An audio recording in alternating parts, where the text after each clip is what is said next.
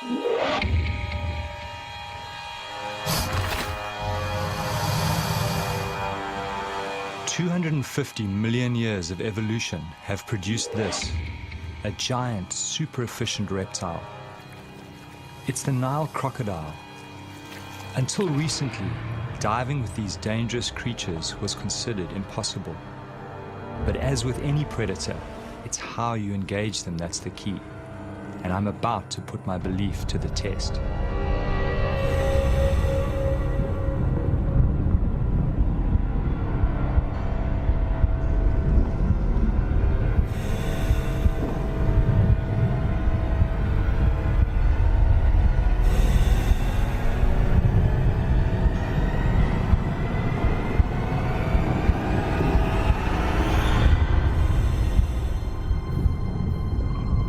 I've decided to take a calculated risk. I want to dive with feasting crocodiles. Can I approach them without being attacked?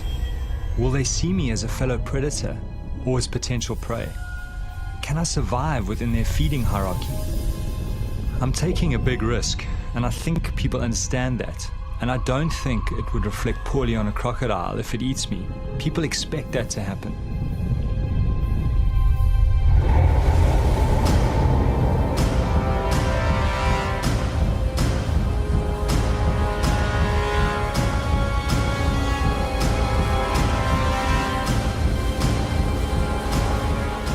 My name is Roger Horrocks. For the last 5 years, I've traveled Botswana's Okavango Delta, finding out more about these prehistoric predators. I've joined them underwater and discovered they are not just simplistic, ruthless killers. They are capable of an unsuspected tolerance. Now I want to test their ultimate acceptance by diving while they are feeding.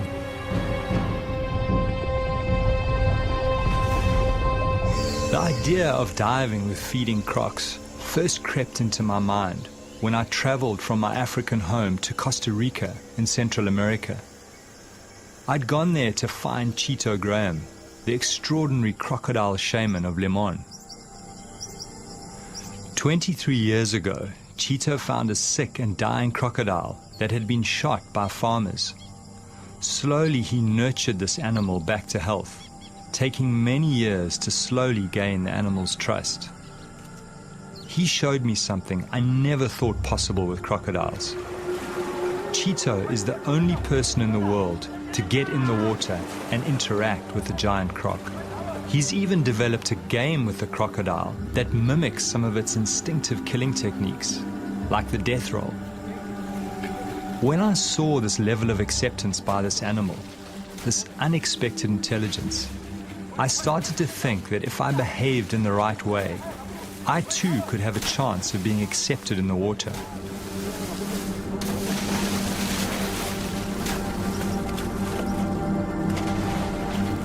As I watched this man and this predator together, it forced me to rethink crocodile nature, and the seed was sown to set out on my quest. To attempt to dive, many think will be suicide.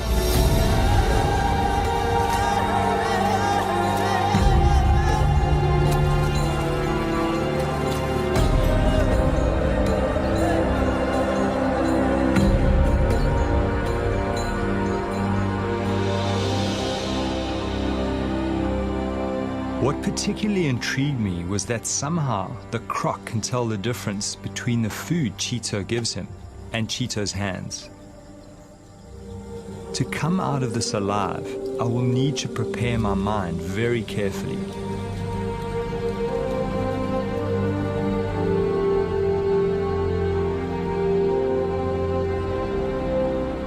Cheeto has worked at putting fear behind him, and this crocodile's ability to pick up on his confidence just strengthened my desire to attempt to dive with feeding crocodiles.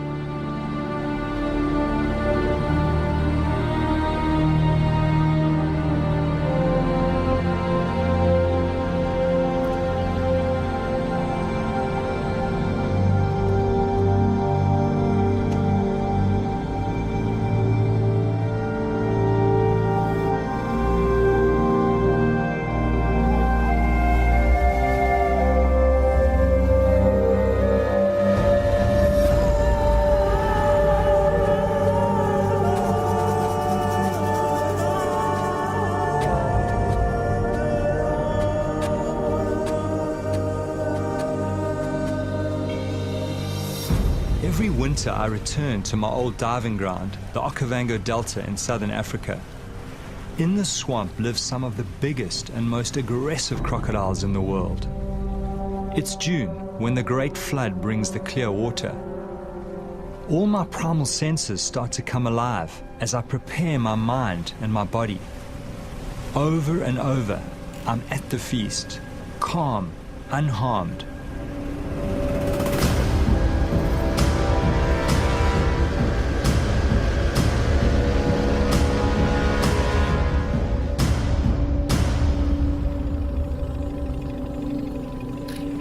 Even though I've worked with these animals for 5 years, I'm still very wary. Some of these beasts have eaten many people and are a huge threat to livestock. My theory is that reptiles, when feeding en masse, drop their territorial aggression to avoid injuring each other.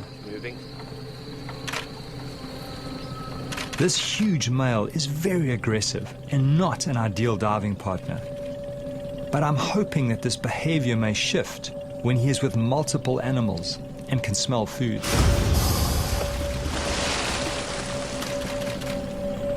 To really understand the dynamics and to see the way that these animals interact, you really need to go underwater, because that's really where it's all happening, certainly up here in the Panhandle.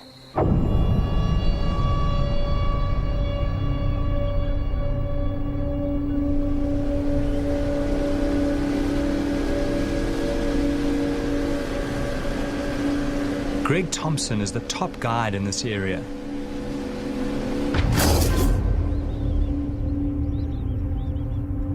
He has grown up with crocodiles, seen several animals and people being taken.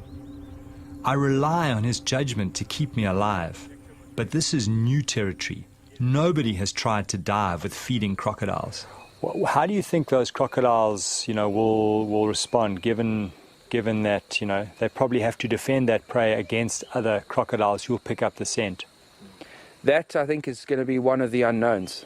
To be honest, I'm not 100% certain how they're going to react with something that's threatening their food. Certainly with other predators, they're very, very defensive around their food, around their prey species, something that they've killed. And crocodiles might very well be the same. Certainly a big aggressive male, at this time of the year, if he has got a meal, if he is hungry, I do believe he is going to defend it and be aggressive to anything that comes into that area, something that he thinks might be stealing his food. As human beings, we've just, we've evolved together with crocodiles, and we've evolved as one of their prey species. Human beings tend to settle near water. They need water for drinking, for washing, for all their sort of daily activities. So you're always going to have people close to their environment. He sees people as something that he can eat.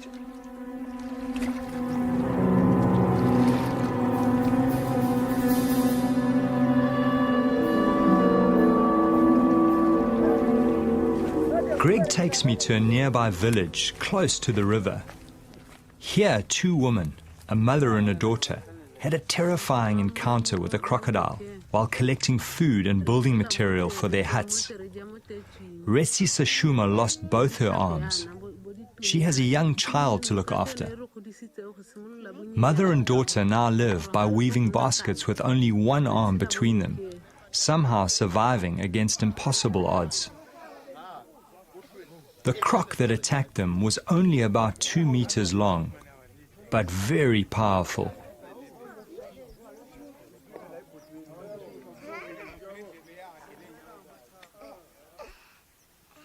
The woman's scars are a constant reminder to the rest of the village of the crocodile threat.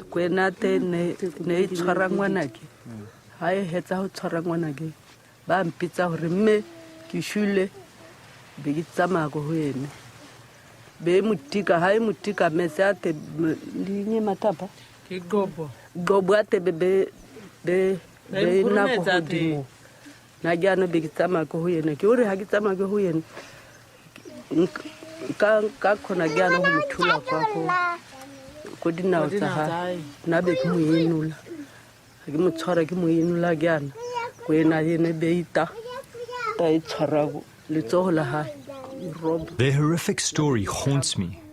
Despite their loss, they have no wish to kill the crocodile. Somehow they accept this tragedy as part of living here. I wonder if only certain crocodiles attack people. I know that some crocodiles are more aggressive than others. Their personalities differ quite considerably. But there was only one way to find out. I go in search of the crocodile that attacked the woman.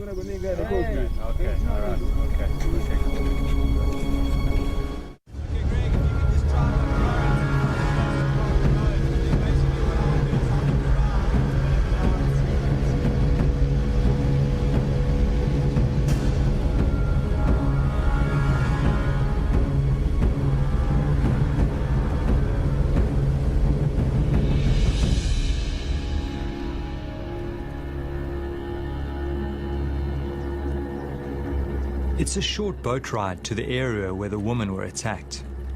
Crocodiles are territorial and so very likely to be in the same place.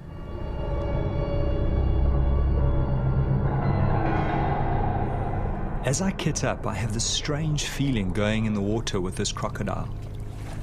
I feel so sorry for the woman, and yet no ill feeling towards this animal, which was just responding to the splashes and noises of its prey. 85 million years of instinct. I always get underwater as quickly as possible and make minimal splashes on the surface. Fish are the main diet of crocodiles. They hunt them by letting them come close and grab them in a flash of speed. They hunt mostly at night in pitch darkness, using a sensory system that picks up vibration. That's why I move very slowly in the water, very deliberately. I need to move like a big crocodile.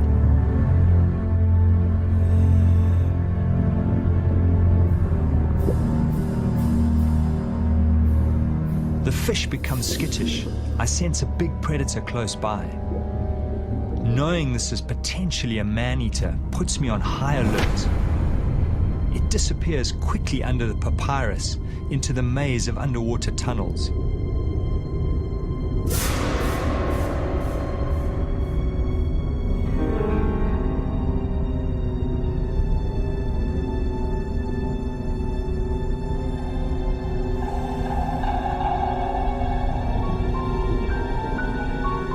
I follow cautiously. Some of these tunnels are kilometers long. Inside, there are big caves hollowed out by hippos and crocodiles where they take prey to soften for eating. The lurking croc distracts me as I move deeper into the maze. As I turn around to exit, there's that terrible feeling in my stomach. I'm confused. Everything looks different to my entry. I'm lost.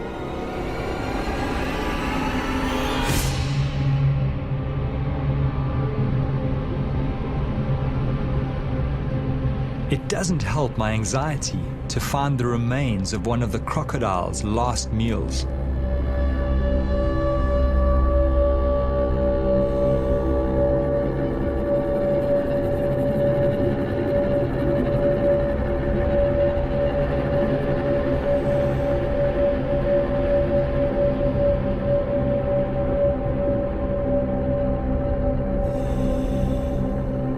In the distance, I see a glimmer of light that I hope may lead to the main channel. I follow my instinct.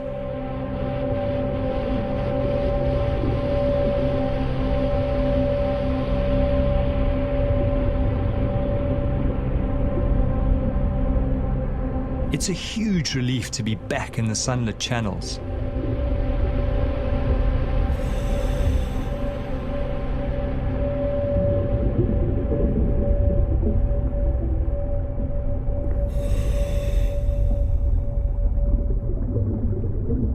I make my way slowly back to the boat.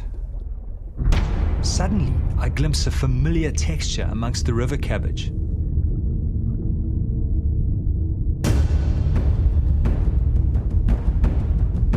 The crocodile has backtracked and exited the maze. I remind remind myself that these smaller crocs are often the most dangerous. All seems fine at first.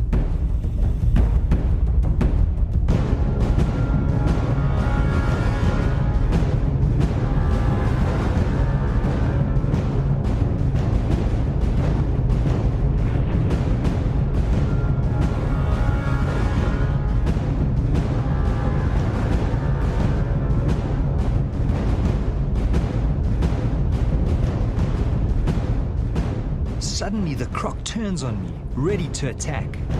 Then he goes straight for me.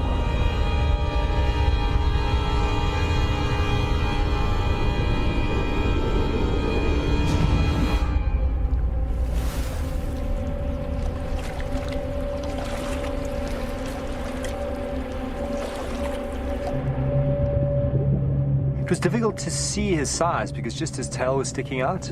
So I got a couple of shots of the tail and then obviously got too close to him. And he suddenly moved out and started sort of slowly swimming down current. So I swam after him and he went faster and faster and faster. And I would say he was about a 9-foot croc, pretty much my size, maybe just a little bit bigger. Beautiful, beautiful markings and beautiful animal. As we tracked down the main channel together, suddenly he got to a point where he actually faced off. He turned around on the bottom, kind of faced me sideways, and then all of a sudden he came kind of straight for me and passed me on the left. So obviously you keep the camera up and you try and shoot. I don't think I got the shot, but and then he swam past. But that was, for a moment there, I was out of control of the situation. I didn't know what was going on.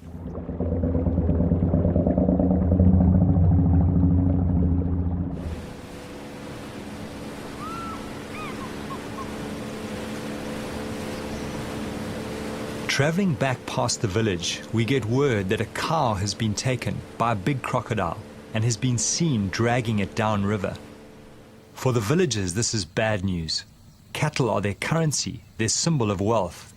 But for me, this may present the chance I've been waiting for. With the smell of the fresh carcass, a huge scent trail is moving downriver, calling all the crocodiles to focus on this one large food source.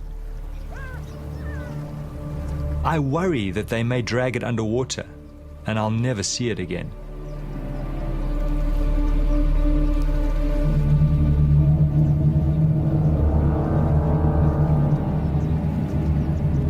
Seeing the animals around the carcass, I start to get a really uneasy feeling building inside me. Greg is cautioning me against getting in the water alone under these circumstances. He thinks these animals might see me as a threat to their food and attack.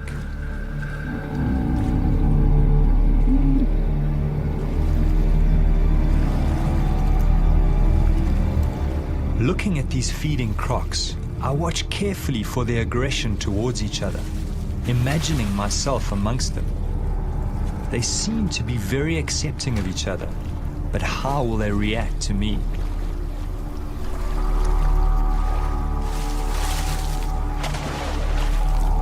Of course, now this is a whole new situation. Now you've got a lot of animals. They're all keyed into food. They are competing with each other. There's a definite hierarchy at the carcass. The bigger crocs are feeding first, and they are keeping other crocs away. So if a diver comes along and he's bobbing along the surface, if he appears to be part of that carcass, they're going to go for them. So the guys, it's a very nervous situation. I need to try and put Greg's mind at ease. I decide to show him something else I'd experienced in Costa Rica, something that reinforced my belief that if you approach crocodiles in the right way, they can react well. What's your sense of that? Look, I mean, there's still a lot of unknowns in what you want to do. Greg remained wary as I showed him what I'd seen in Costa Rica. I spent several days with a crocodile caller, Juan Betreo, who has built a remarkable relationship based on food with a number of wild crocodiles. What I found most interesting is that the crocodiles don't go for him. but rather chews the small food morsels that he gives them.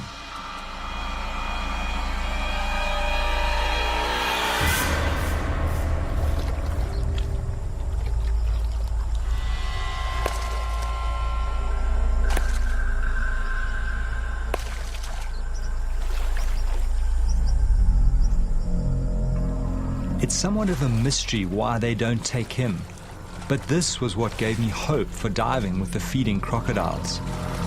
I was counting on them accepting me as another predator at the kill and not attacking.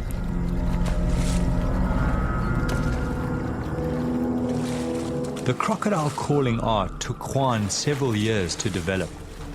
He slowly built the trust of the animals, drawing them closer and closer to his body. He was badly savaged during this process, but somehow managed to survive and continue. Juan has even taken his relationship further, and the crocs allow him to touch them. He shows a side to crocodiles very few know. People think I'm crazy sometimes, but it's these small things that give me confidence as I plot the feast in my head.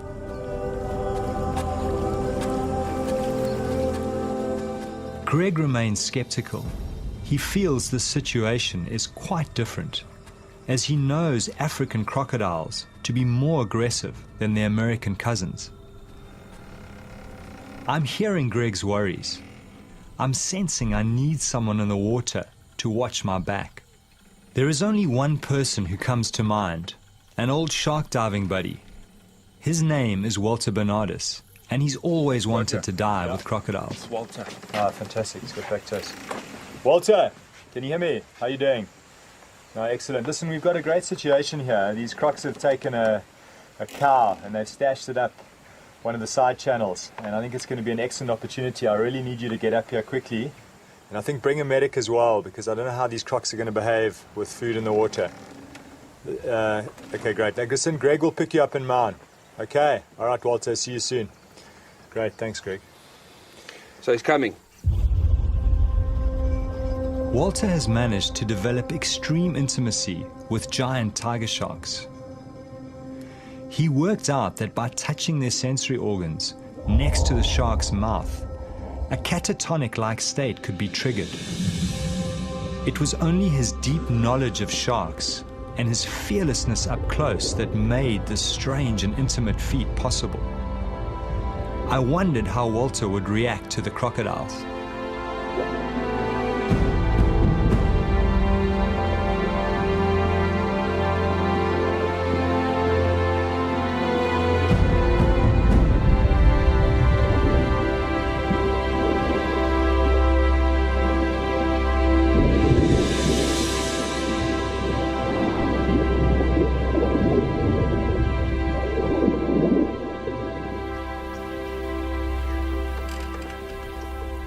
Now I'm stressed about the time.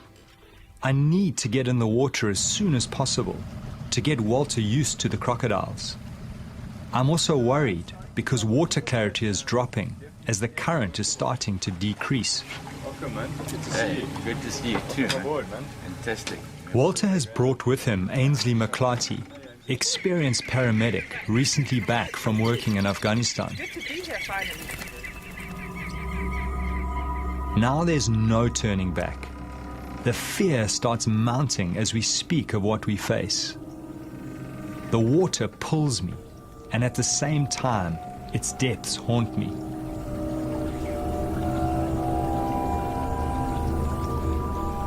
So Walter, how are you feeling? I mean, this is the first time you've been up here in the Delta. What's your sense of all of this? Yeah, well, it's totally new for me. You know, I'm sort of used to the big animals in the sea, but this environment here, you know, dealing with reptiles, cold water, murky sort of to clean conditions, is totally new for me. So a little bit nervous, but excited in the same time, you know. When I was first contacted, they told me that they needed a nurse, you know, someone with paramedic experience, with Africa outdoor experience. And I said to them, they don't need a nurse. They need a psychiatrist, because what person is going to go out and dive with crocs? The biggest concern when you have a limb taken or puncture wounds is obviously a person being in water, that they can bleed out very quickly. And so putting pressure on, getting a drip up as quickly as possible, and stabilizing the patient is always the most important. I've dealt quite a few times with people who've lost limbs, and it's definitely very achievable to save their life.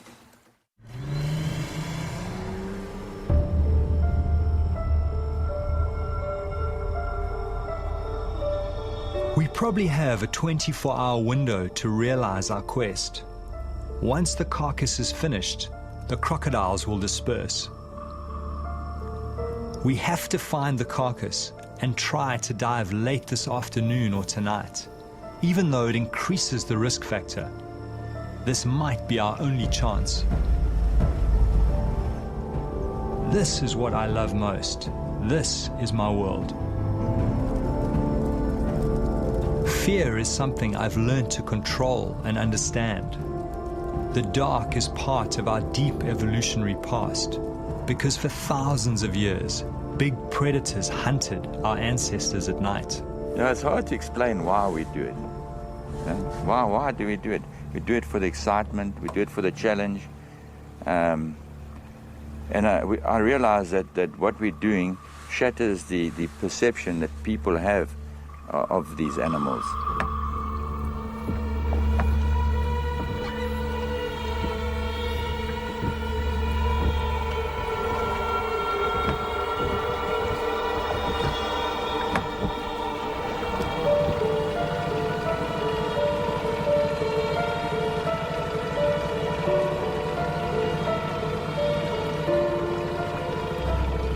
Greg motors to the area where he last saw the carcass and looks for signs. Now the adrenaline is surging through me. The swamp, the reeds, the tiny insects, every sound, all hyper-real. Greg, how many of them are there? Suddenly we spot a large number of glowing eyes and plenty of crocodiles near the surface. Greg is sure the carcass is nearby. The crocs seem not too fearful of the boat at night. The plan is for Greg to watch activity on the surface and flash us with his light if he feels too many crocodiles are moving in on us. Walter, the croc. Our job is to find the carcass and determine how much flesh is left. We slip in and move cautiously.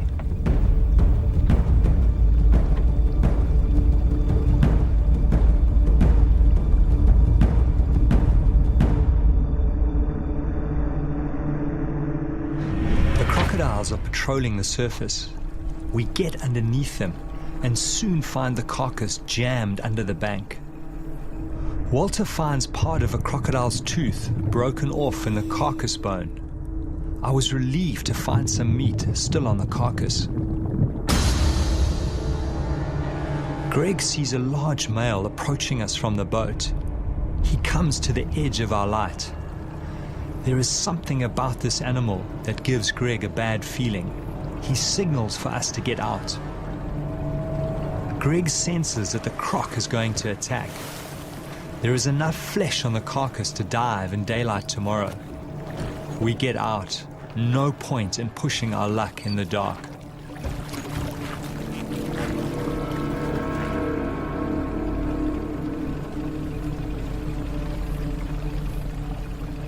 How's that tooth in that femur? Actually brought it up with me, eh? Let me have a look. Oh, that's incredible. Obviously broke off when they were biting into them, because their bite force is amazing. And apparently this ridge on the side is what they use to actually, when they lash out, you know, bash into other Now's animals. a good time to tell me about all that stuff, eh? Yeah, Oh my goodness.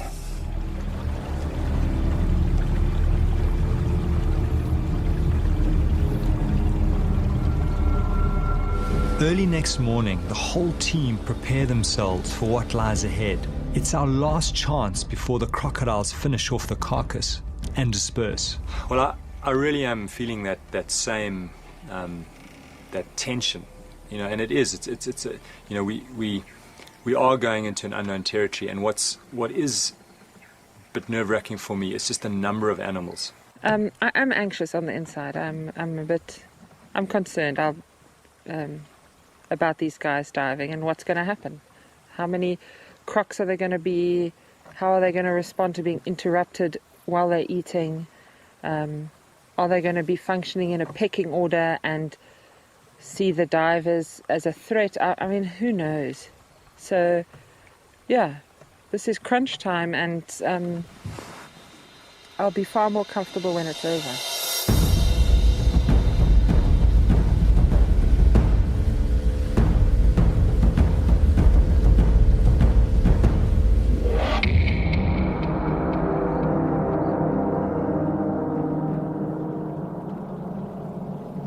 As we approach the area where we saw the carcass in the night, I'm seeing more crocodiles than I've ever seen before. Trying to heat their bodies, they need heat for the energy to feast. This big male has the marks of recent fighting. Not a good sign for us divers. I was hoping that they would be more tolerant to each other with so many animals together.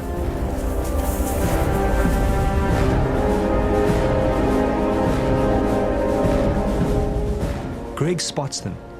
I count at least 20 animals near the carcass. Knowing we are about to enter the water, my whole stomach starts going into a knot. I focus on breathing, put all the good encounters in the front of my mind, and push the nightmares away.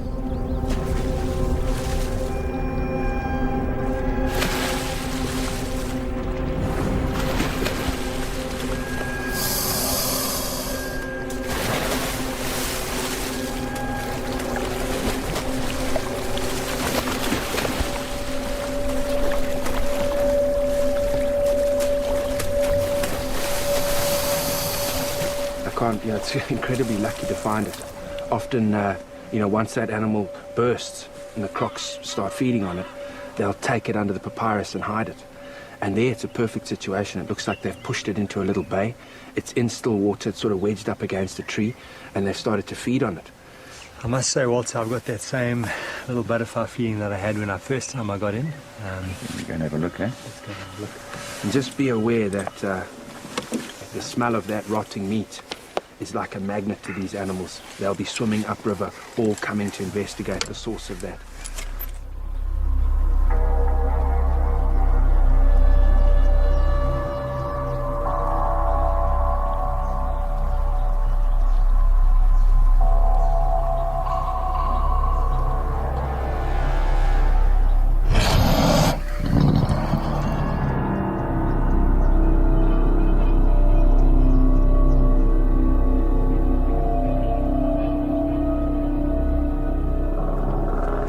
Prepared into the water some distance from the carcass. Crocodiles don't like boats in the day. Just be careful, eh? As we enter, I'm startled by a crocodile right under the boat. I control my fear as I try to see where it's gone. The visibility is so bad, I can only see 4 meters, less than the length of some of these crocodiles. To make matters worse, the current is exceptionally strong. Should we abandon the dive? These conditions are frightening. I push my fear aside and move towards the carcass. Crocs seem to be everywhere, following the smell of the meat.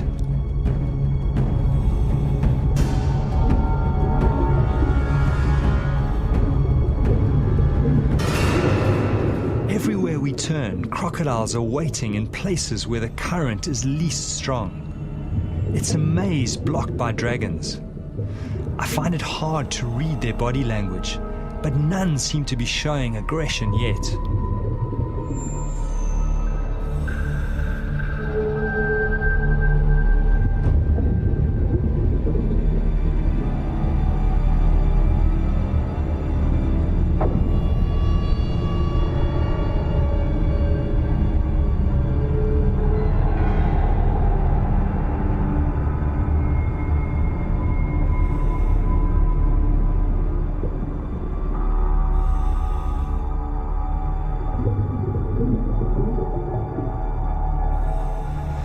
We will have to go around. There are just too many here.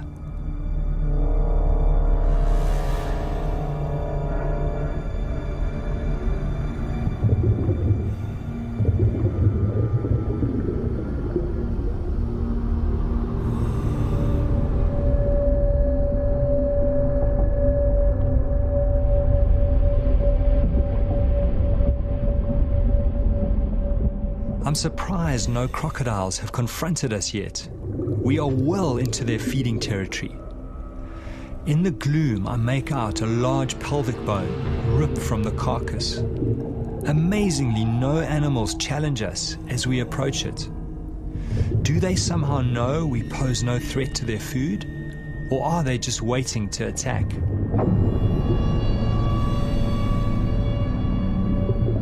A lot of the meat has been shredded and the animal has been gutted.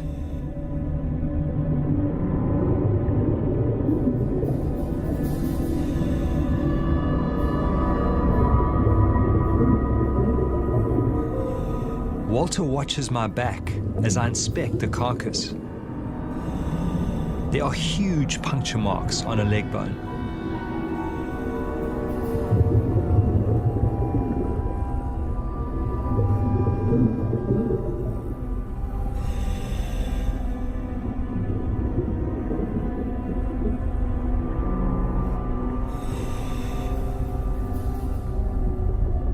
As Walter swims to the side, he sees a huge animal within a few feet of the carcass, watching us, waiting, assessing.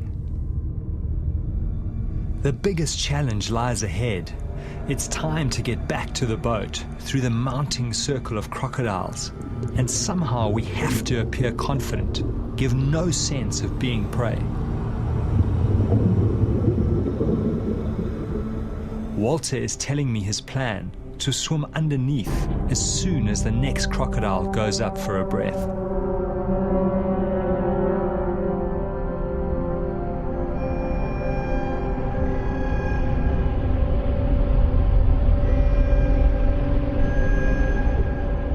As we take the gap, we bump right into another huge male.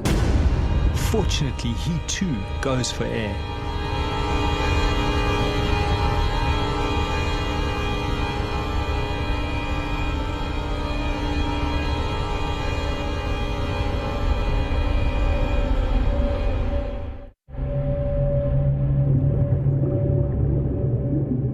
As we swim through the maze of crocodiles, the strangest thing happens. We bump right up against another big animal. Unlike the others, he does not move. This animal is completely aware of our presence, but somehow accepting. Walter's unusual sense with big predators kicks in. I watch in awe and fear as Walter gently strokes the dragon's tail.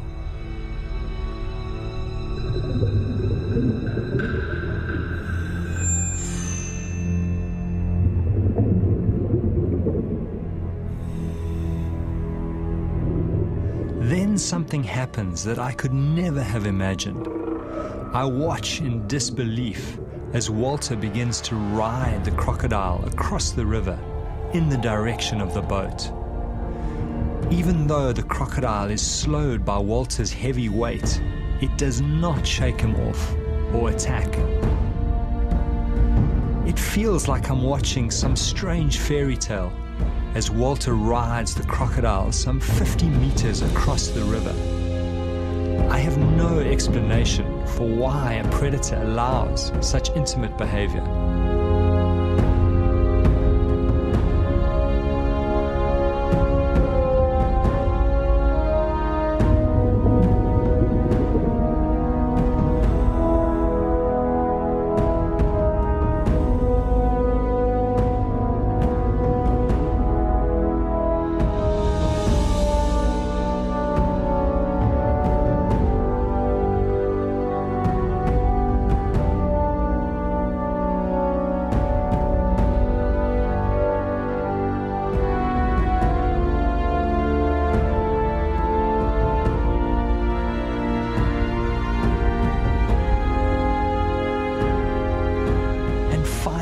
panic flicks away.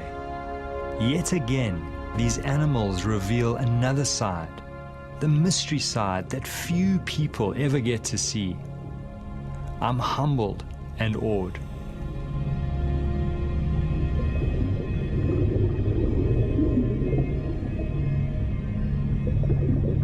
Yeah, you get a feeling with some animals, you know, they will let you interact with them, let you touch them, others won't. This particular one, obviously, I didn't know what it was going to do. When I first touched it, I didn't know if it was going to turn around and try and bite, or when I held on properly, if it was going to have an adverse reaction, but it didn't seem to mind at all. It just plodded on. It just put it into low range and it just went into that current. Yeah, strong. And it was fantastic, man. I think you got away lightly, to be honest. I mean, I've caught small crocs and other reptiles like snakes, pythons, where I've grabbed them by the tail and had them whip around and try and bite the disturbance behind them. So that's always what I've thought. If you do that, if you try and grab a croc by its tail, it could very well swing around and bite you. So I'd be very cautious if you, in future, I wouldn't try that too often. No, I was expecting that any second because, you know, you've seen how these animals react to other things in the wild, and that's why I was extremely gentle in the beginning, and I was expecting it to rear around and sort of have a go at me, but it just kept on going, and all along the more weight I put on it, the more I thought, okay, it's going to turn now, until I was completely gliding along with it, and it just accepted it. So I sort of got a little bit more at ease because you don't quite know exactly how it's going to react. But this one reacted beautifully, you know. It's amazing. I've certainly been very nervous a lot of the time, being stuck here on the boat, having the guys get in the water near feeding crocodiles, getting in the water at night, doing, you know, all the kind of things that have always been sort of no-go areas, things you just don't do with crocodiles. And here the guys have been doing it. And, you know, to be back here at the boat, the divers are back in the boat. They've got some stuff. They've seen some amazing things. They've learnt a lot. To me, it's a huge relief just knowing that this is all behind us. And we've sort of survived this little escapade.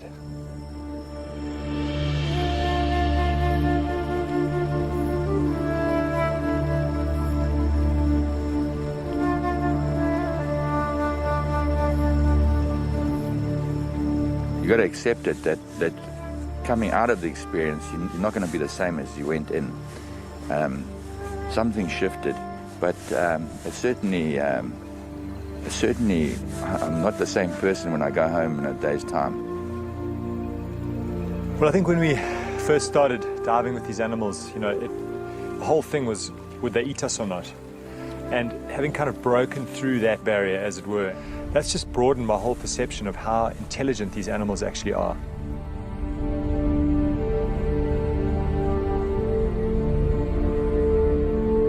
Through this journey, I've been haunted by two voices. One telling me I was going to be ripped apart, another telling me these animals are accepting if treated right. Thankfully, the second voice won over, and I was able to conquer my deepest fear. It's opened up a new light on crocodiles. It's brought me closer to them as a species. For me, these special moments when man and dragon come together, that's when I'm most alive.